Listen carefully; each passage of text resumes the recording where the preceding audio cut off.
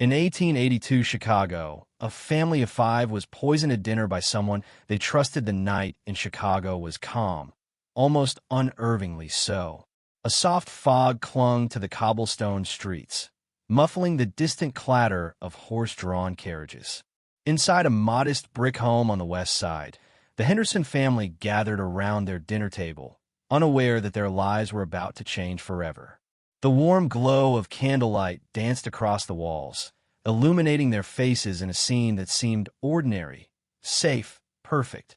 John Henderson, the father, carved the roast with practiced hands. Mary, his wife, set down freshly baked bread with a smile. Their three children, Samuel, age 12, Clara, age 9, and little Thomas, barely 6, chattered about their day. Laughter echoed through the dining room, a sound so familiar it was almost comforting. But tonight, that comfort was a thin veil over a brewing nightmare. No one at that table could have imagined the betrayal hidden in plain sight. Someone they welcomed into their home, someone they trusted, had prepared the meal with a deadly secret. By the time the first bite was swallowed, the poison had already begun its work. It was silent, invisible, and merciless. At first, nothing seemed wrong. Conversation flowed, the clinking of cutlery punctuated by giggles from the children. Then, subtle signs began to appear. John's hand trembled as he raised his fork. Mary paused mid-sentence, her face paling beneath the warm candlelight. Samuel rubbed his stomach and frowned, as though a sudden chill had settled deep inside. Clara's eyes darted nervously to the kitchen, sensing something but unable to name it. Thomas, too young to understand, whimpered as a sudden weakness overtook him. Panic did not come immediately. The family assumed it was food gone bad, or perhaps a simple illness. But within minutes, the room shifted from familiar warmth to suffocating terror. Breath became shallow, hands clutched at throats, and a strange, metallic taste coated their tongues. Their bodies betrayed them in the most intimate way. The very meal that was meant to nourish was killing them.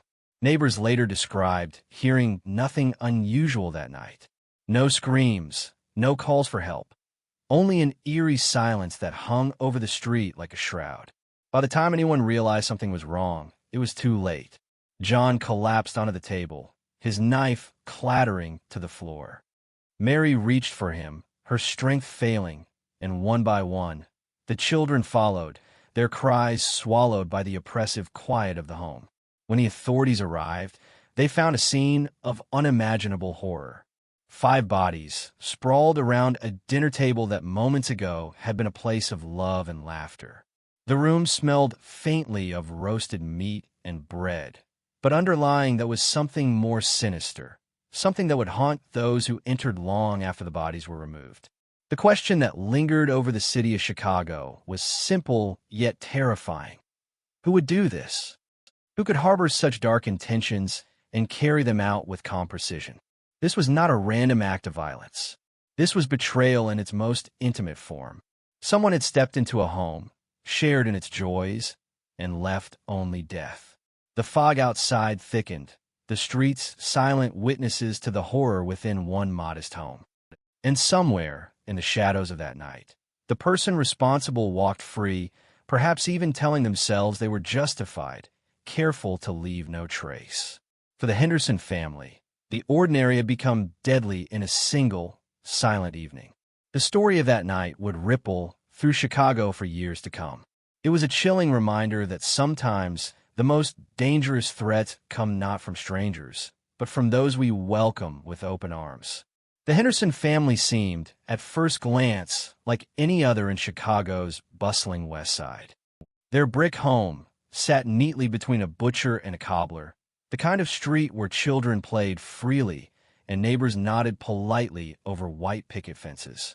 But behind that unassuming facade, 5 lives were quietly extraordinary, lives that would vanish in one night, leaving the neighborhood stunned and grieving.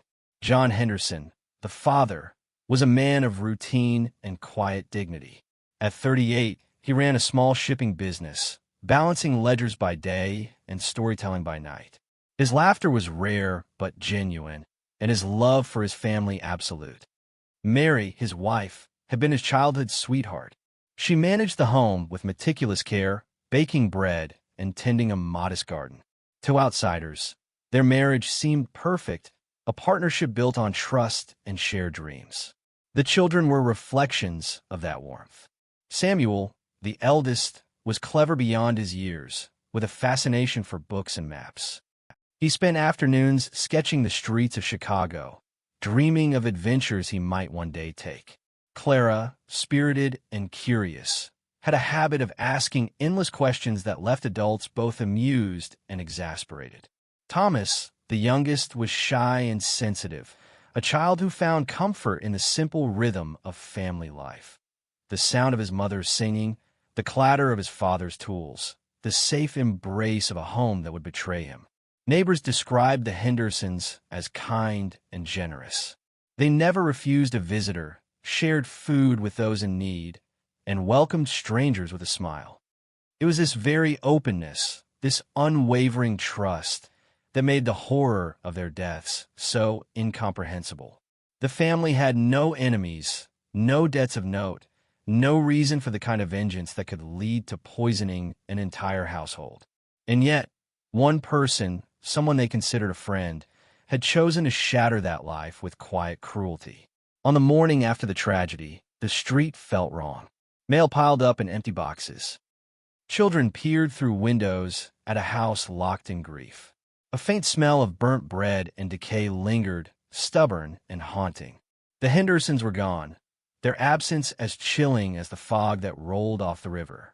Even those who had casually waved hello felt the weight of loss. These were not just bodies removed from a home. They were hearts ripped from a community that had unknowingly trusted the wrong person. It was difficult for investigators to imagine the scene in that house before the poison struck. The table had been set carefully, a roast in the center, vegetables arranged neatly, bread broken in half for each plate. Candles flickered against the walls, illuminating faces filled with life, conversation, and laughter. And in that ordinary domesticity hid a slow, invisible betrayal. One bite at a time, life ebbed away from a family whose only crime was believing in goodness. In the weeks that followed, neighbors and friends struggled to reconcile the warmth they remembered with the horror they had discovered. How could a man like John, diligent and steady, fall victim to something so quiet and cruel? How could Mary, gentle and caring, be taken without warning? The children, innocent and full of promise, became the most poignant symbols of the city's grief. They were the part of the story that refused to be abstract. People wept not just for the dead, but for the stolen futures, the dreams that would never bloom. The Hendersons' story spread quickly, not only because of the gruesome details, but because of its intimacy. This was a family like any other, living life as they always had, in a home filled with love and laughter. And yet, that very normality had made them vulnerable. Chicago learned, painfully, that terror does not always announce itself with a scream. Sometimes, it hides behind a smile, in the gentle hands of someone invited to share a meal. Even years later, the image of the Henderson children, Samuel with his sketches, Clara with her boundless curiosity, Thomas clutching his mother's hand, would haunt the memories of neighbors. They were faces of innocence, frozen in time, a reminder of lives extinguished too soon. The tragedy wasn't just in their deaths, but in the betrayal that made those deaths possible. The question that hung over every neighbor, every friend, was the same. Who had taken this family from the world? And why? The answers, if they existed, were buried beneath the shadows of a house that had once been filled with warmth and would never be the same again. In the days following the Henderson tragedy, Chicago's tight-knit West Side felt the weight of a collective unease. People whispered on street corners, their voices low, eyes darting as if the killer might be listening. It wasn't just grief that hung in the air, it was suspicion. Everyone knew the Hendersons, and everyone had been welcomed into their home at one point or another. That openness, once a sign of trust, now became a source of fear. Police quickly realized that the murder couldn't have been random. 5 people didn't die from poisoned food by accident.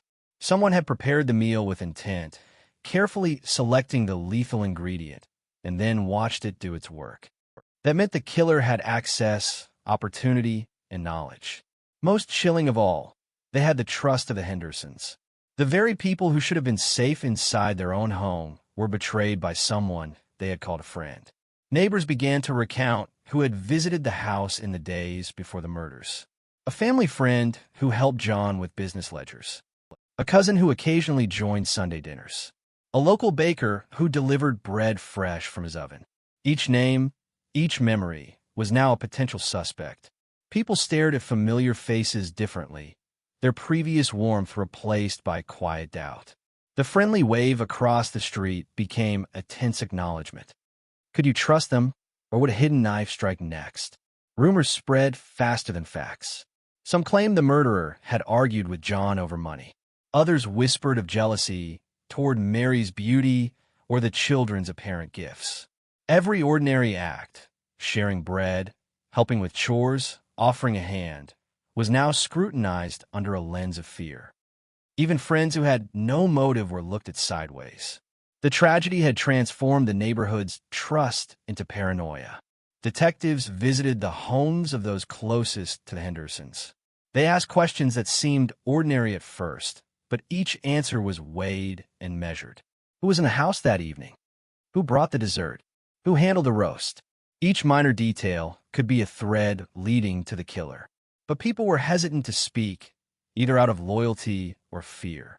After all, accusing a neighbor of murdering an entire family wasn't a claim to be made lightly. Yet the authorities knew that without clarity, the killer could vanish into the shadows. Meanwhile, those who had been closest to the Hendersons wrestled with guilt. How could they have missed the warning signs? How could they have allowed someone with ill intentions near the family? Every friendly visit, every shared meal now felt like a potential betrayal. Some withdrew entirely, afraid to socialize. Others became hypervigilant, scanning faces for malice that might not even exist. The city itself seemed to shrink under the weight of suspicion, each home a potential crime scene, each neighbor a potential threat. The more investigators dug, the more complex the web became. The poison itself was difficult to trace, leaving minimal physical evidence. There were no footprints in the kitchen, no suspicious letters, no clear motive. The killer had chosen their method with chilling precision, ensuring that suspicion would fragment the community long before justice could be served. In many ways, that was the point, to sow fear, doubt, and isolation. Yet in the midst of fear, one truth remained undeniable. The murderer had been someone familiar, someone the Hendersons had allowed into their sanctuary. That realization was more terrifying than the act itself. It meant that evil did not lurk in the alleys or behind locked doors.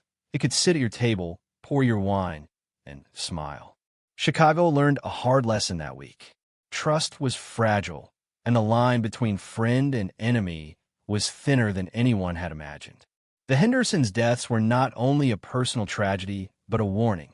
Sometimes, the most dangerous threats come wrapped in the warmth of familiarity. And as the fog rolled in over the quiet streets that evening, neighbors couldn't shake the thought. The killer was still out there, walking among them, smiling as if nothing had happened. The poison itself was a ghost, invisible, tasteless, and terrifyingly efficient. In 1882, Chicago's scientific knowledge was limited, and toxicology was still in its infancy. Detectives could not immediately identify what had ended the lives of the Henderson family, only that every bite and sip had been deadly. What made the act so sinister was its quietness, the way it worked silently, slowly stealing life from a loving household. It was likely added to a dish that everyone shared, perhaps the roast or the gravy, items that no one would hesitate to taste. The killer had studied the family's routines, observed how Mary served the table, and timed the moment of ingestion with chilling precision.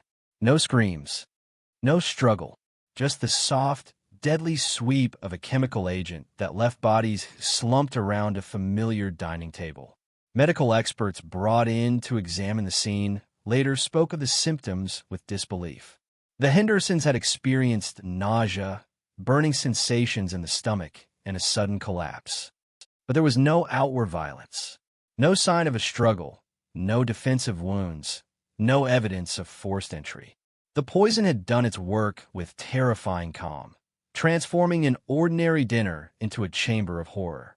The use of poison revealed a kind of meticulous cruelty. Unlike a knife or a firearm, it demanded patience, knowledge, and a close understanding of the victim's habits. Whoever had done this was intimate with the family's daily life, aware of what they ate and drank when they sat together, and even the order in which each family member took their first bite. Every detail mattered. One misstep, and the killer would have risked discovery. But the act was flawless. This slow, silent method created another horrifying reality for those who discovered the scene. By the time the family collapsed, there was little to witness in terms of struggle, only the eerie stillness of a home frozen in time. Candles still flickered, plates of food remained half-eaten, and the faint smell of roasted meat lingered. It was the ultimate betrayal. The ordinary comfort of a meal transformed into an instrument of death. For the authorities, identifying the poison became a race against time. Experts from across Chicago were called to analyze stomach contents and leftover food. Each test revealed traces of a substance so unusual that it defied simple categorization. The tools of murder were almost artistic in their subtlety, leaving no fingerprints, no obvious cause of death. Detectives were forced to confront an uncomfortable truth. The Henderson family had been killed with the precision of a professional, someone who understood both chemistry and human behavior. Yet the poison's subtlety also intensified the city's fear. If a trusted neighbor could serve such a deadly substance without detection, then no one was truly safe. Every shared meal, every friendly gesture became a potential threat. The intimacy of the act made it personal. This wasn't just murder, it was an invasion of trust, a lesson that even home and family could be instruments of vulnerability. The psychological effect rippled beyond the Hendersons' house. Neighbors whispered about their own kitchens, examining ingredients, watching guests, second-guessing every smile and handshake. The idea that someone could plan such a perfect crime in plain sight and execute it silently created a paranoia that lasted for months.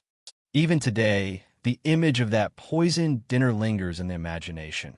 A table full of life and laughter, slowly succumbing to a quiet killer. Candles flicker. The roast sits untouched. Children clutch their mothers.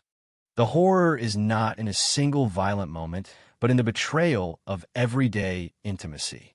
And that, more than anything, is what left Chicago unsettled for generations. The killer had vanished, leaving only silence. But the poison, invisible and relentless, spoke volumes about the cruelty a human being could harbor and the price a trusting family could pay. Outside the Henderson home, the street remained almost eerily quiet that night. Fog rolled between lampposts, curling around the cobblestones and muting the usual sounds of Chicago's west side. Carriages rattled in the distance, dogs barked briefly, and then silence reclaimed the streets. No screams pierced the night. No frantic pounding on doors alerted anyone that a family was dying inside their own home. It was as if the world itself had turned deaf. Neighbors would later describe the strange, almost unnatural calm. Windows were shuttered, gas lamps flickered in and out, and the faint smell of cooking drifted into the street. Life went on, completely unaware that within a few feet, horror had struck. A neighbor passing by might have glanced at the warm glow in the Henderson windows and assumed the family was enjoying a regular evening. Few suspected that dinner had become death. This eerie silence only heightened the horror once the truth emerged. Police knocking at doors met confusion, then disbelief, as families learned what had occurred. How could 5 people die in a house full of life, laughter, and warmth without anyone noticing? The absence of noise suggested careful planning. Whoever had committed this atrocity had accounted for the surrounding community, executed their crime without alarming a soul, and slipped back into the night unseen. Inside the home, the scene was surreal. Plates remained half-eaten. Candles flickered in the drafts from the slightly ajar windows. Chairs were tipped over or pushed back slightly, as if the family had been frozen mid-motion.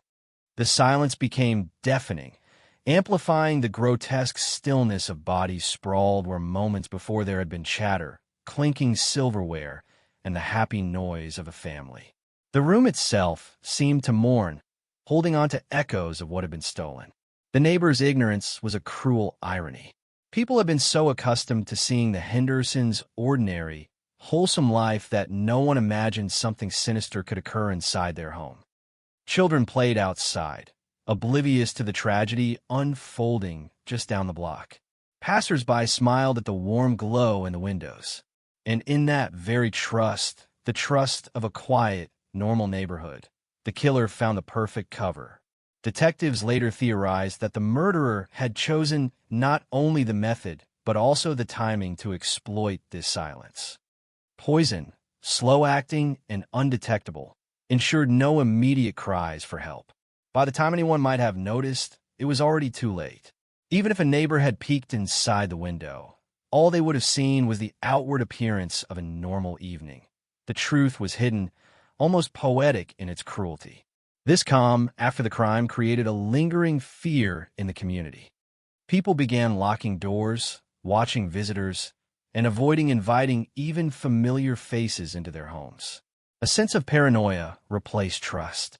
Conversations were hushed, eyes constantly scanned the street, and the ordinary noises of life, laughter, children running, a kettle boiling, felt almost dangerous.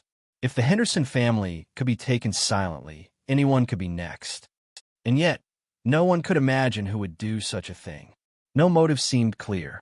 The killer's identity remained hidden behind the veil of normality, walking freely among those who mourned the dead. The silence outside the house was mirrored by the silence in people's minds, a quiet dread that would not lift for months, and in some hearts for years.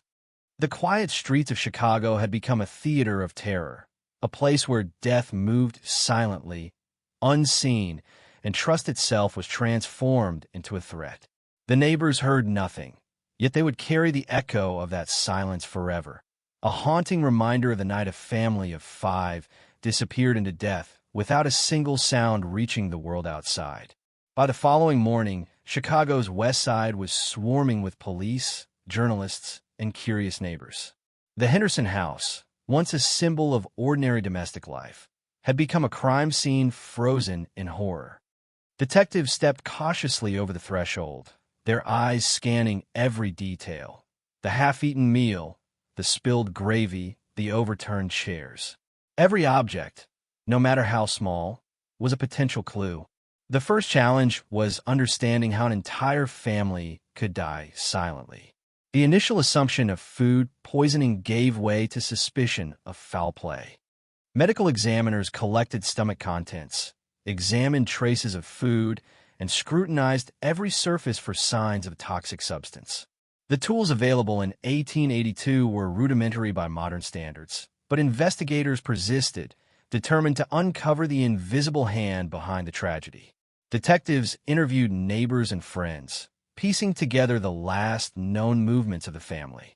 Witnesses reported seeing visitors arrive in the afternoon, a friend or acquaintance bearing a gift of bread or perhaps a bottle of wine. Details were frustratingly vague. Everyone remembered smiling faces, polite conversation, and a normal evening. No one could recall anything unusual, except perhaps a fleeting sense of tension in a visitor's expression, a glance that felt out of place. But in hindsight, it was too little, too late. Authorities examined the family's financial records and personal affairs. There was no clear motive. The Hendersons were respected, modest, and uncontroversial. They had no debts of consequence, no enemies known to the community, and no apparent conflicts. This lack of motive only deepened the mystery, leaving investigators to consider every possible angle, including jealousy, revenge, or a calculated act of greed. Meanwhile, Reporters descended on the scene, their notes and sketches spreading the horror to every corner of Chicago. Headlines screamed of a silent murder and a family poisoned in their home.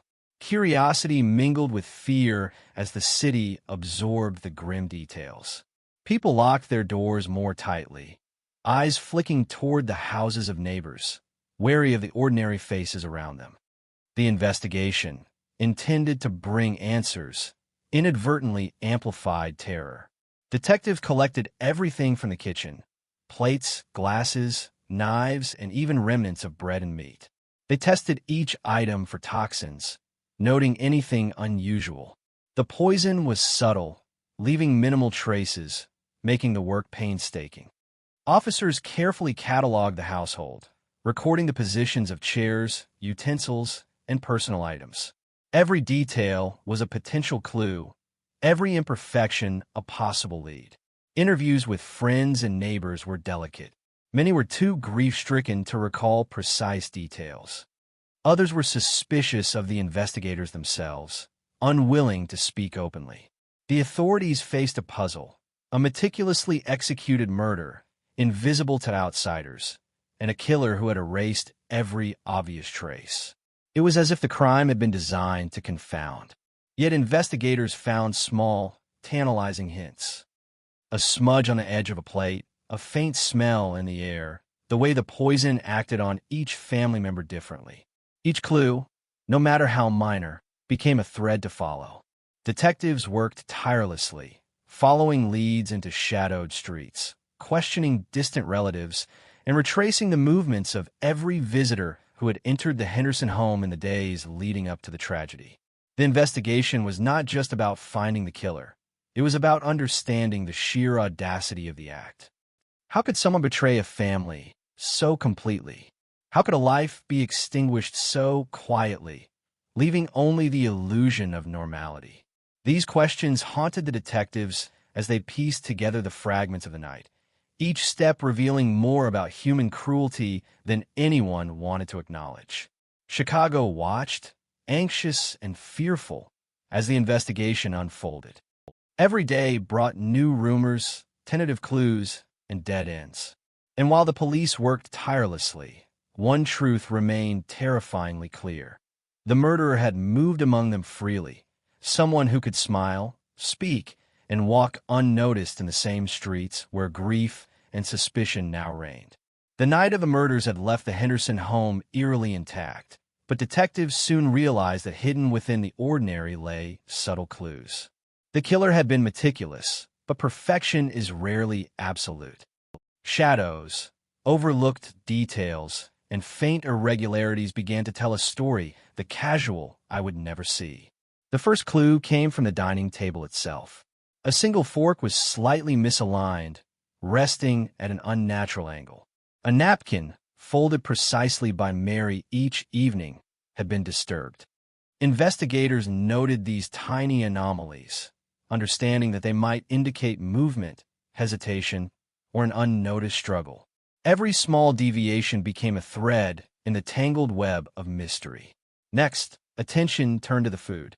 The roast, vegetables, and bread had been handled with care, yet traces of a foreign substance were detected. While toxicology could not identify the poison definitively, there were faint chemical residues invisible to the naked eye. The way the poison acted on each family member suggested that the killer had calculated doses with a terrifying precision. This was not random violence. It was surgical, methodical, and intimately informed. A neighbor recalled seeing a stranger in the alley behind the Henderson house earlier that week. The description was vague, a man in a dark coat, but it was enough to suggest that someone had loitered nearby. Whether this person was the killer or simply a coincidental observer remained unknown. Detectives filed the account, noting that even minor observations could be critical in building a timeline. Further inspection of the home revealed subtle signs of tampering. Drawers had been slightly ajar, cupboards disturbed, as if someone had searched for something or deliberately left traces. Footprints, faint and muddled by candlelight shadows, led from the kitchen to the back door, though investigators could not determine their origin conclusively. These footprints, though almost invisible, hinted at a methodical entry and exit. Even the Henderson children provided unwitting clues. Samuel's sketchbook contained detailed drawings of the dining room, including positions of chairs and tableware. Investigators realized that as observational eye had captured elements they had not initially noticed, details that would later help reconstruct the evening. Clara's habit of leaving small toys near the table inadvertently marked the spaces where each child had sat, confirming the order in which they had been poisoned. Investigators also discovered an overlooked receipt from a local apothecary. A friend or visitor had purchased a harmless substance that, in large enough quantities, could prove lethal. While circumstantial, it provided a potential lead. The receipt hinted that someone close to the family had both access and knowledge, an unsettling confirmation that the murderer had prepared carefully, choosing poison over confrontation. The shadows of the home told a story too. Light from the candles reflected off the walls, revealing faint smudges on windows and door frames. These marks were subtle, almost imperceptible, but they suggested that the killer had entered from a side door, possibly after observing the family from outside. Each smudge, each faint mark, became a breadcrumb for detectives attempting to trace a path through the otherwise immaculate home. Even with these clues, the investigation remained agonizingly slow.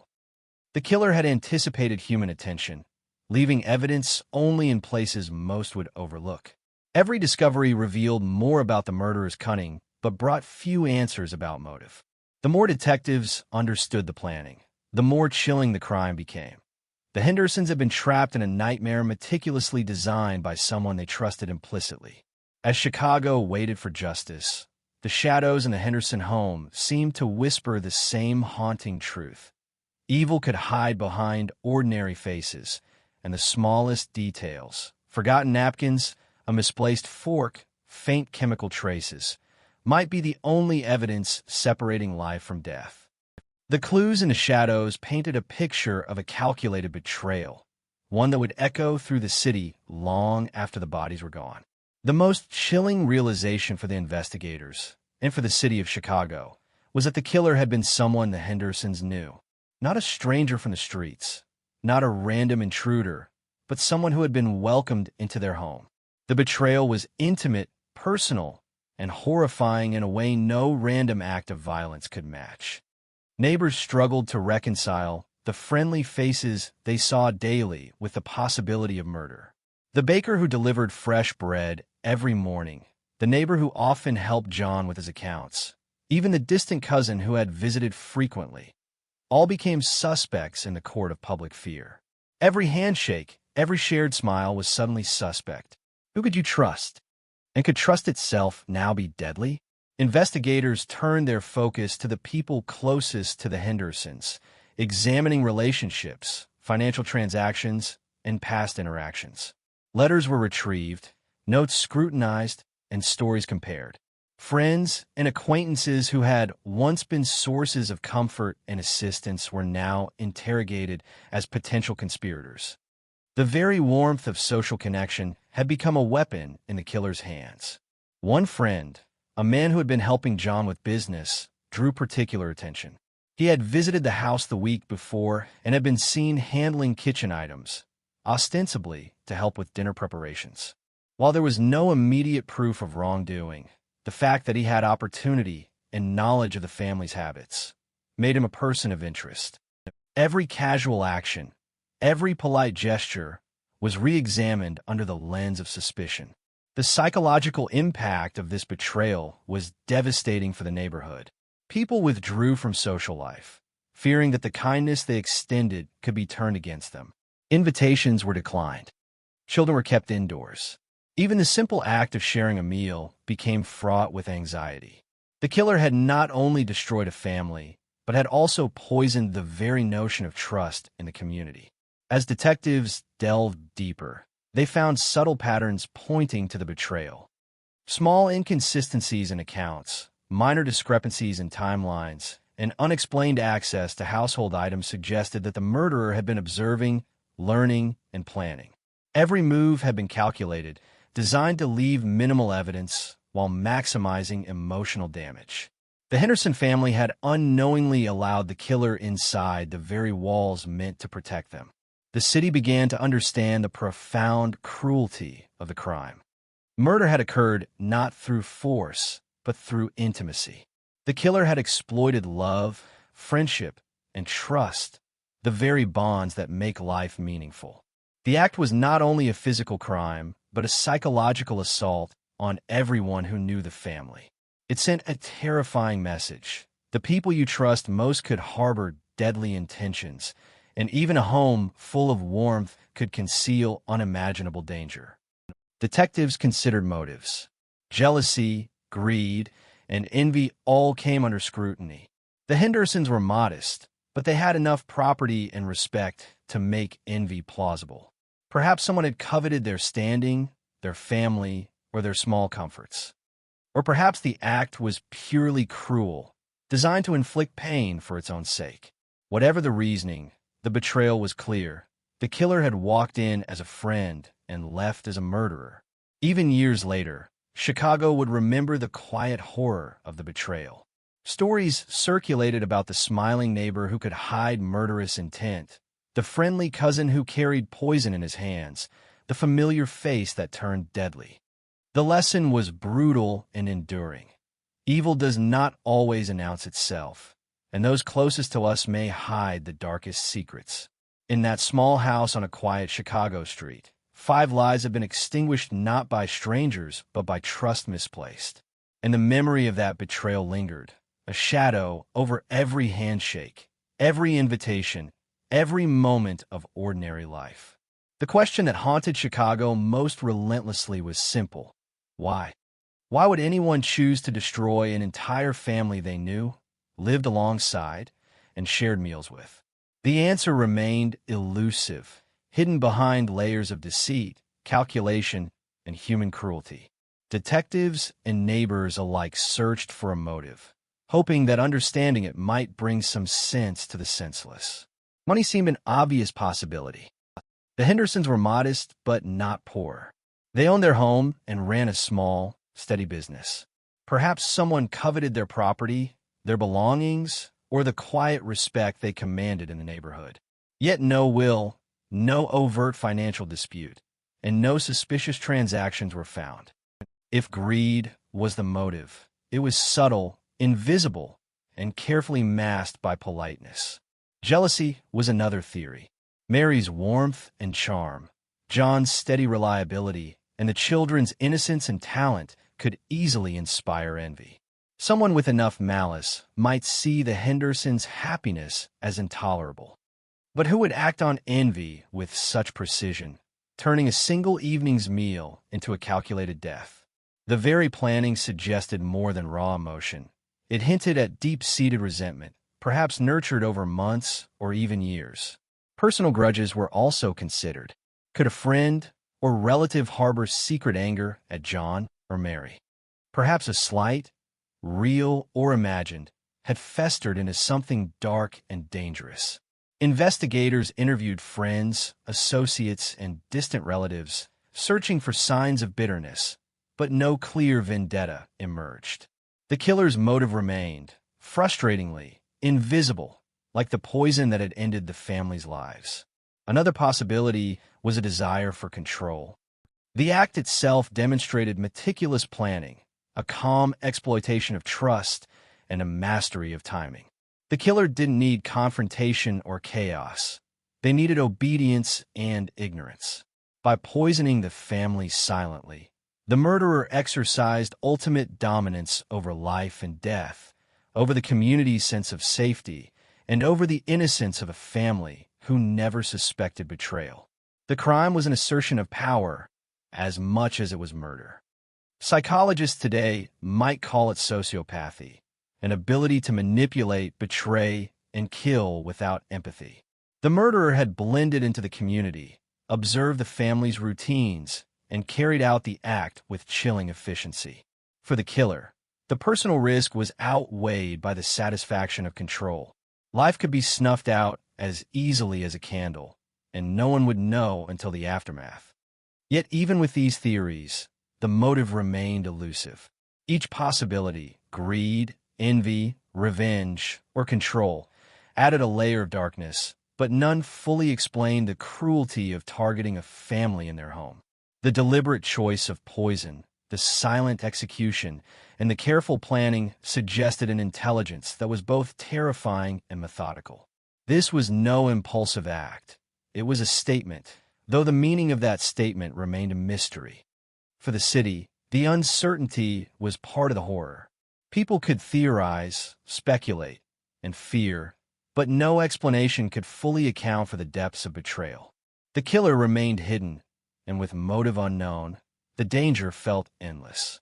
Trust was shattered, community bonds strained, and the ordinary act of sharing a meal became a terrifying gamble. Ultimately, the killer's motive may never be known. Perhaps it was a combination of all these factors: greed, envy, malice, and desire for control. Perhaps it was something stranger, darker, incomprehensible to those left behind. What mattered most, and what haunted Chicago, was the lesson it left. Evil can hide behind familiarity, and sometimes the reasons for cruelty are as silent and invisible as the poison that delivers it. Years passed, but the memory of the Henderson family lingered like a shadow over Chicago's west side.